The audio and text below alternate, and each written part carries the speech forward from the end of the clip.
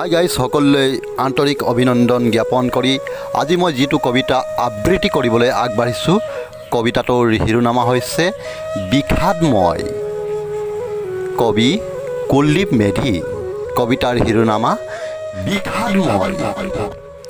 দুটি চৰাই বিদ্যুতৰ তাঁৰডালত বহি আছে, যিডাল গাঁওখনৰ ওপৰেৰে পাৰ হৈ গৈছে।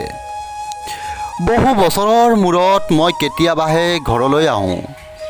সেই পুৰণি অসম আৰ্হিৰ ঘৰবোৰে সুন্দৰ আৰু ওখ ওখ অট্টালিকাৰ আকাৰ লৈছে।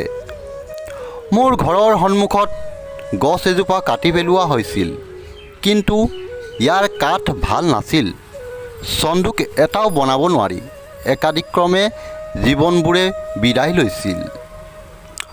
সময়ৰ লগে লগে কথাবোৰো পুৰণি হয়, কোনো শপত নোলোৱাকৈয়ে। ইয়াত এতিয়াও এজন খেতিয়ক আছে, যাক মই পিতাই বুলি মাতোঁ। ইয়াত এতিয়াও এখন গাঁও আছে, য'ত মোৰ ঘৰ আছে বুলি কওঁ। আপোনাৰ কথাই ঠিক, এই নিষ্ক্ৰিয় বস্তুবোৰে, সেই স্মৃতিবোৰে কেতিয়াবা বুকুখন খুন্দা মাৰি ধৰে। ভিডিঅ'টি চোৱাৰ বাবে আপোনালোক সকলোলৈ আন্তৰিক অভিনন্দন আৰু কৃতজ্ঞতা জ্ঞাপন কৰিলোঁ। এইদৰে আমাৰ আহিবলগীয়া ভিডিঅ'সমূহ পাই থাকিবলৈ আমাৰ চেনেলটো ছাবস্ক্ৰাইব কৰিব আৰু বেল আইকনটো বজাই থ'ব। তেতিয়াহে আপোনালোকে আমাৰ আহিবলগীয়া ভিডিঅ'সমূহ পোনপ্ৰথমে পাব।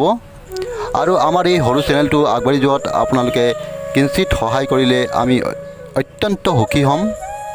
ধন্যবাদ। জয় আই অসম।